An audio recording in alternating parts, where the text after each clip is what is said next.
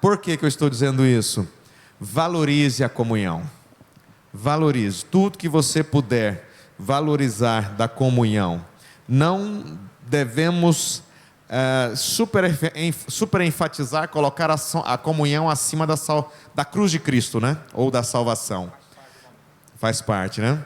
Então a cruz de Cristo, ela produz a salvação.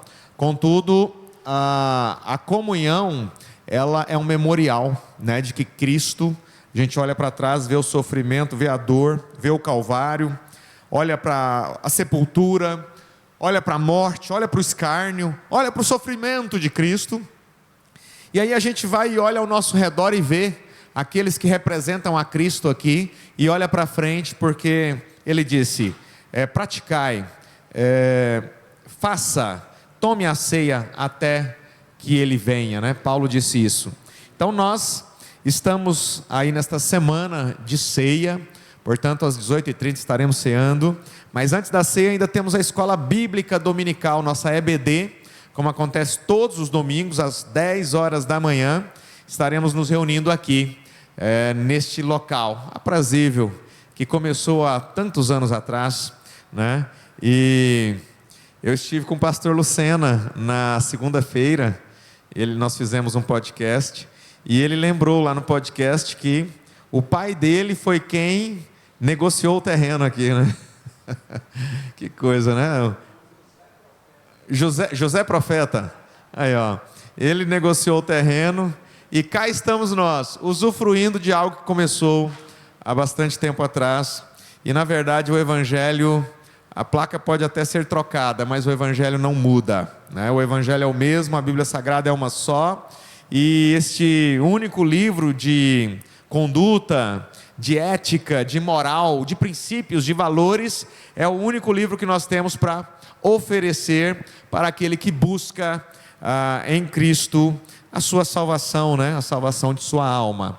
E nós temos aqui uma gratidão da irmã Raquel Hermenegildo, agradece as orações do pastor, de toda a igreja, com muita gratidão a essa que amamos muito, irmã Raquel e família, pastor João Hermenegildo, irmã Dolores, Alex, Mateus, todos vocês aí em Uberaba, Deus seja convosco, meus irmãos.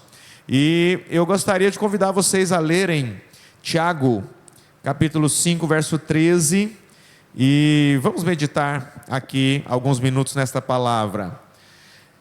Tiago 5, verso 13, entre vocês há alguém que está sofrendo, que ele ore. Há alguém que se sente feliz, que ele cante louvores. Entre vocês há alguém que está doente, que ele mande chamar os presbíteros da igreja, para que estes orem sobre ele e o unjam com óleo, em nome do Senhor. A oração feita com fé curará o doente. Estávamos lembrando no domingo passado, domingo que passou, de uma pessoa que ligou pedindo oração, clamando por oração.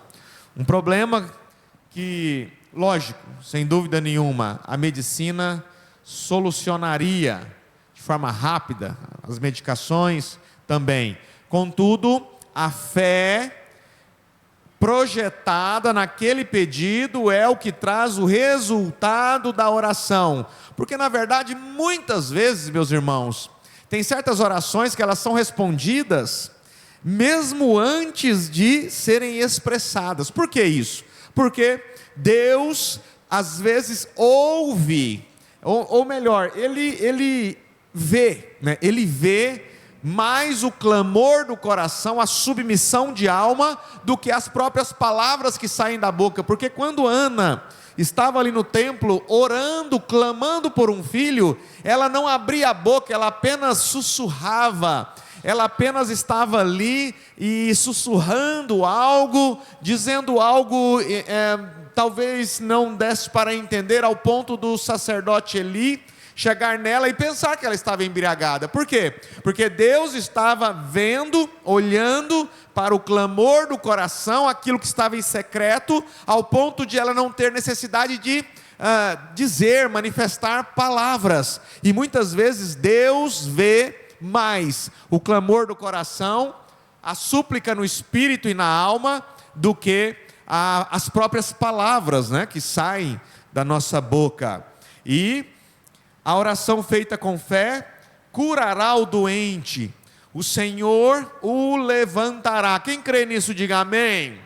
A oração feita com fé cura o doente, o Senhor o levantará. E se houver cometido pecados, ele será perdoado.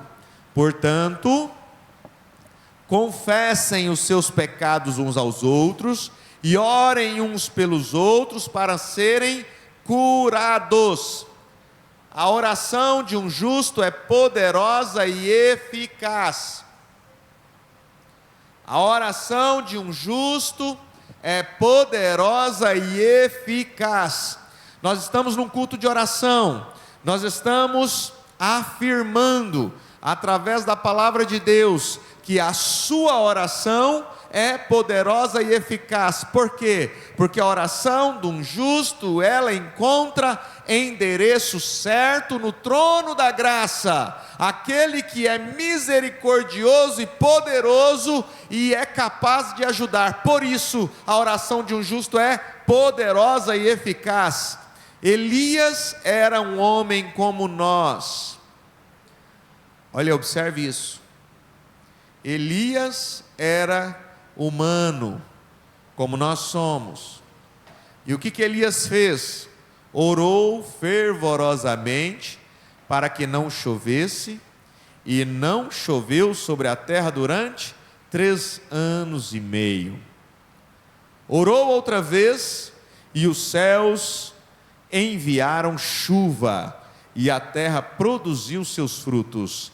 E Tiago termina a sua carta, a sua epístola, dizendo: meus irmãos, se algum de vocês se desviar da verdade, e alguém o trouxer de volta, lembrem-se disso: quem converte um pecador do erro do seu caminho, salvará a vida dessa pessoa, e fará que muitíssimos pecados sejam perdoados. Sabe que às vezes Deus se agrada tanto com a oração do justo, e às vezes a gente pensa assim: o que é oração?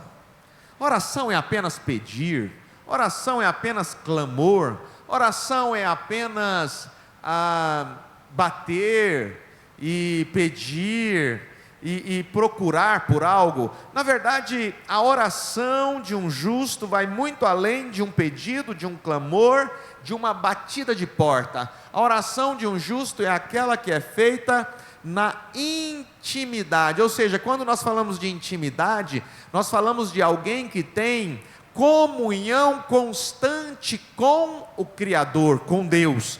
E a oração, ela vai muito além de um pedido, porque às vezes nós pensamos que Deus tem um banco onde nós podemos pedir, sacar soluções para os nossos problemas a qualquer momento, através da oração. Contudo, temos que entender que a oração não é apenas para que nós cheguemos ao banco celestial ou ao trono da graça para sacar algo de valor, para clamar e pedir e apanhar e receber apenas soluções dos nossos problemas. A oração de um justo, como nós estamos vendo, como de Elias, que era humano como nós, ela vai muito além de um pedido apenas, ela vai muito além de uma solução para os seus problemas, ela vai muito além disso. Oração é comunhão com Deus.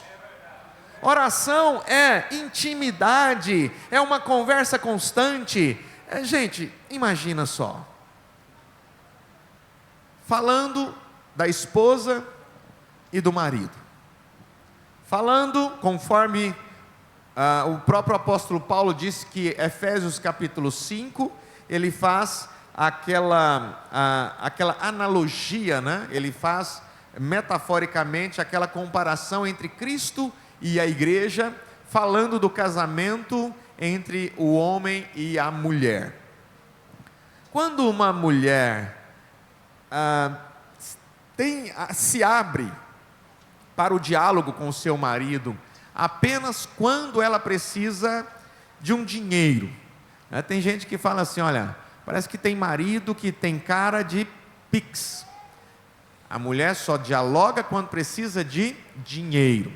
Então, aquela mulher, ela está ali precisando de dinheiro, então ela sabe o momento certo de ir ali e conversar e falar, estou precisando de dinheiro, estou precisando do arroz, estou precisando da roupa, estou precisando, né, do suprimento, estou precisando disso, daquilo outro. Então assim, essa seria uma relação disfuncional. Nós temos que entender que seria sim uma relação disfuncional, por quê? Porque a relação entre marido e mulher vai muito além de pedidos. Eu preciso disso, eu preciso daquilo, você não fez isso, você não pagou minhas contas, você não pagou o meu cartão, você não fez isso. Então, a relação entre um casal, assim como Paulo mostra ali em Efésios 5, aquela relação de amor que Cristo tinha à igreja, ao ponto de se entregar por ela, e em contraponto, aquela igreja que se submetia ao seu esposo, que é Cristo, ou seja, o amor produzido de Cristo pela igreja, e a submissão que esse amor produzia da esposa para com o seu marido, deveria ser o mesmo entre o casamento normal aqui, entre o homem e a mulher. Então, a relação onde se apenas faz pedidos, não é uma relação normal, não é uma relação saudável. Agora voltemos para nós aqui, e a nossa relação para com Deus, para com o Criador,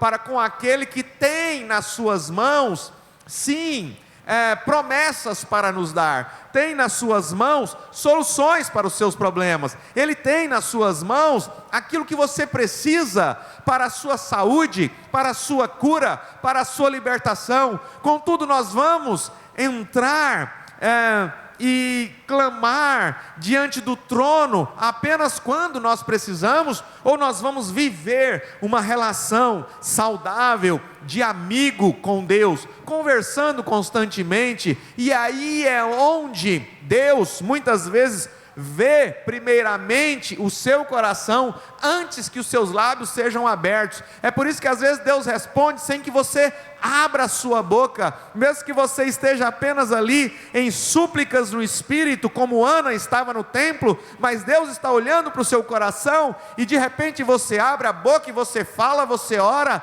você clama, e aquela oração às vezes já foi respondida antes, foi quando você estava ali derramando a sua alma, submetendo o seu espírito ao Criador.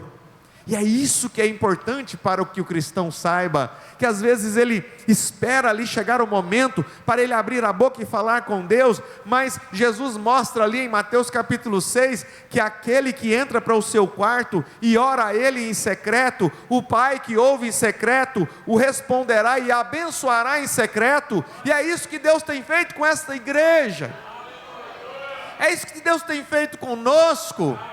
Porque quando Jesus disse que enquanto alguns iam para as esquinas e oravam ali, para que todos vissem que ele orava, que ele buscava, tinha uma Ana lá no templo orando em secreto, tinha ali um publicano ali no templo, ali com a cabeça baixa, humildemente pedindo misericórdia a Deus, enquanto tinha um fariseu se exaltando para Deus, mostrando quem ele era. E Deus não quer alguém que é autossuficiente, pedindo, clamando nada a ele. Deus quer alguém humilde, que entende que sem Ele nada pode fazer, que sem Ele nada pode produzir, não pode nem prosseguir vivendo. Isso que Deus quer extrair de nós. O que nós temos ali no coração, antes que a nossa boca seja aberta? É um pedido? É simplesmente um clamor? Ou nós estamos como Elias, em comunhão tão fervorosa com o Criador, que quando ele ora, para de chover durante 3 anos e meio. Elias orou fervorosamente para que não chovesse, e não choveu sobre a terra durante 3 anos e meio. Se Elias não tivesse tido antes uma comunhão, uma intimidade com Deus, momentos de conversa, momentos de renúncia, às vezes, deixar um pouco o alvoroço, deixar um pouco a multidão, as pessoas, deixar um pouco ali as distrações, né, que a vida na pessoa do inimigo proporciona, né, muitas distrações. Na verdade, o diabo não se assusta com igrejas cheias, lotadas. Ele se assusta com corações rendidos. Ele se assusta com pessoas que têm os seus corações rendidos e têm suas almas voltadas para Cristo, tem todo o seu corpo ali renunciando àquilo que o mundo e os prazeres da carne têm a oferecer, e se voltam para Deus. Gente, para Abraão ser chamado de amigo de Deus, ele teve que ter relacionamento íntimo, ter comunhão com Deus constante. Não é simplesmente assim, o irmão orou e o céu se abriu. Primeiramente Deus olhou para aquele coração, para aquela alma, para aquele anseio, aquela necessidade, e na verdade, para Deus responder uma oração, primeiramente tem que ter ali uma sequência de intimidade, de conversa. Quanto estamos conversando com Deus sem a necessidade de pedir?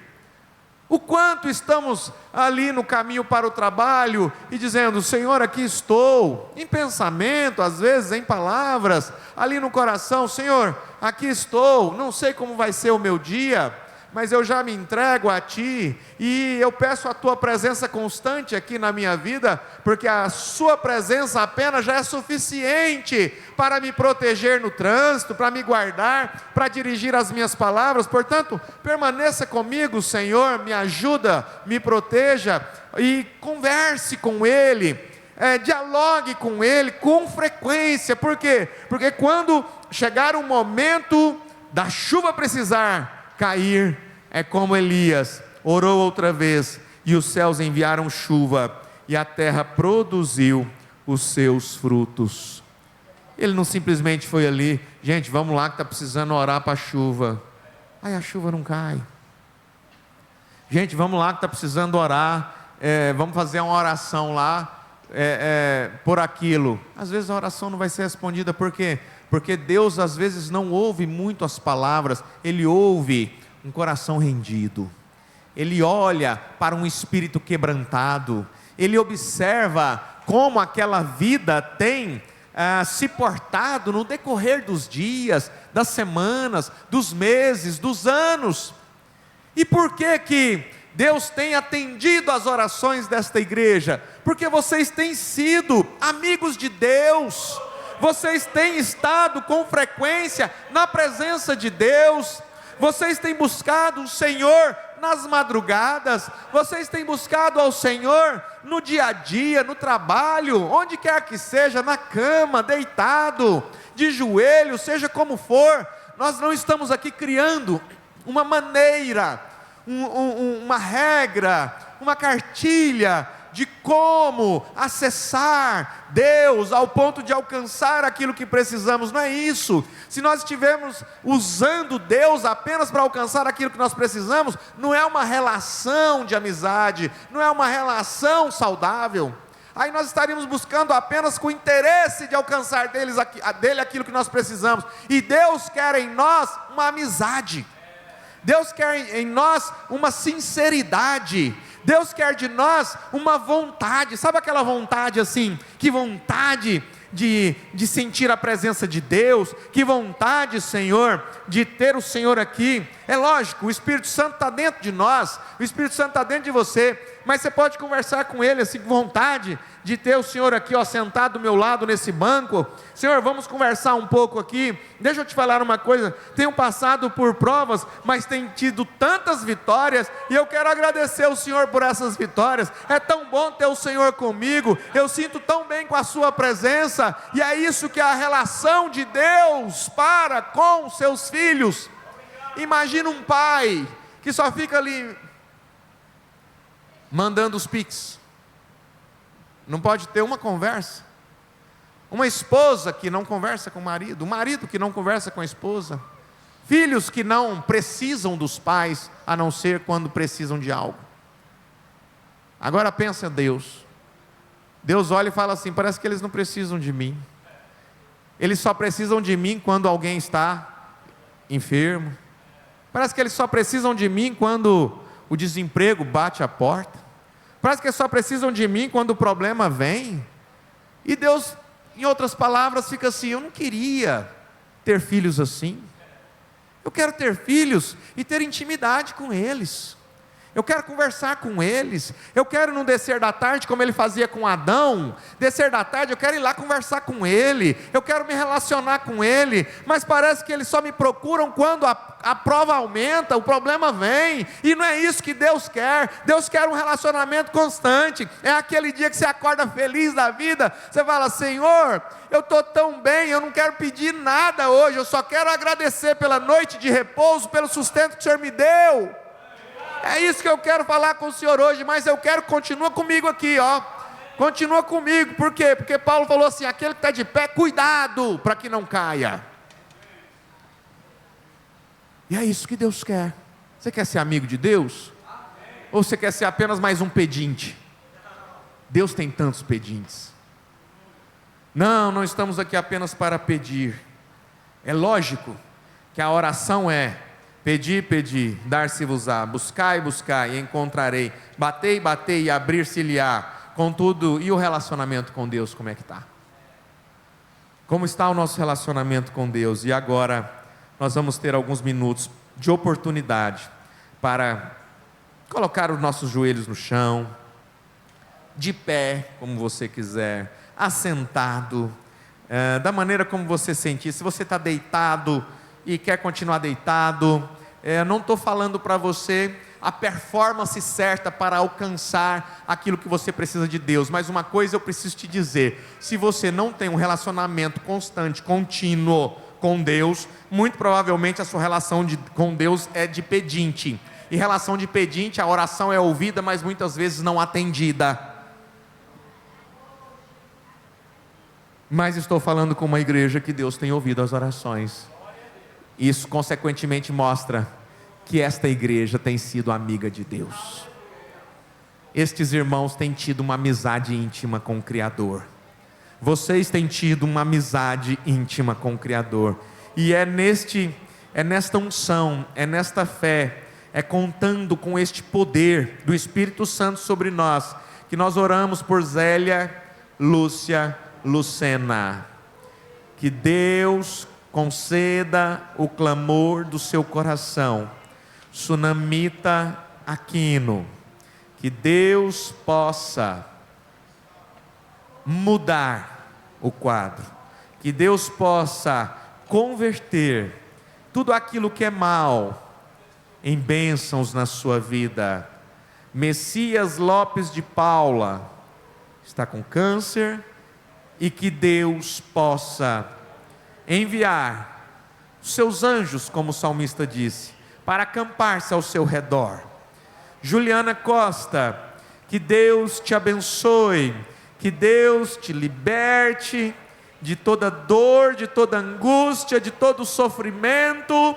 Doracina Dias Costas, que Deus possa te ungir com o Espírito Santo, te ajudar e abençoar a sua vida. Willis Fernandes, Deus é contigo, Deus te ama, Deus te protege como tem feito até aqui. Divino Donizete lá de Inhumas, Deus te guardou, te livrou da morte, e agora nós pedimos que toda a recuperação seja dada por Ele. Alice e seu filho Gabriel, que Deus os abençoe, que Deus os proteja, que Deus os ajude. Mariana Silva Patrício, você é uma filha amada de Deus, e Deus te cura, Deus tira todo este mal de você, Deus te liberta deste problema. Neide e família, que Deus conduza os seus passos, minha irmã, que Deus ajude a sua família, abençoe o seu esposo Renato, todos os seus filhos e netos. Ó Pai querido, nós estamos nesta noite com muitas pessoas participando à distância, com irmãos aqui presentes, com joelhos dobrados, de pé, da maneira como sentirem melhor, mas todos voltados para o trono da graça, para o trono de misericórdia, onde nós possamos alcançar esta misericórdia e esta graça em tempo oportuno, Pai. É por isso que nós estamos aqui nesta noite, para orar coletivamente, para orar uns com os outros, para levantar as nossas vozes em clamor, em adoração, em oração, e agradecendo também, ó Pai, por todos aqueles que tiveram suas orações respondidas e já estão em casa, já saíram da UTI, já saíram daquele quarto de hospital, já saíram daquela enfermaria e hoje estão em casa, estão melhorando, estão se tornando pessoas melhores, reconhecendo o que o Senhor fez, reconhecendo as bênçãos que o Senhor derramou, reconhecendo que sem Ti nós nada podemos, ó Pai. E nós clamamos, ó Pai, por aqueles amigos que precisam do Senhor, estão passando por necessidade financeira, ó Pai. O Senhor conhece esta pessoa, esta alma, esta vida, está passando por problemas, e o Senhor, Pai, ajuda ao que clama, o Senhor responde ao que pede, e eu peço, ó Pai, ajuda ele a vencer, liberta ele de todos os espíritos maus que vêm fazendo com que a sua vida se torne um desequilíbrio total, ó Pai, financeiro, espiritual, emocional. Ó Deus, quantas pessoas têm vivido este desequilíbrio, quantas pessoas têm vivido, ó Pai,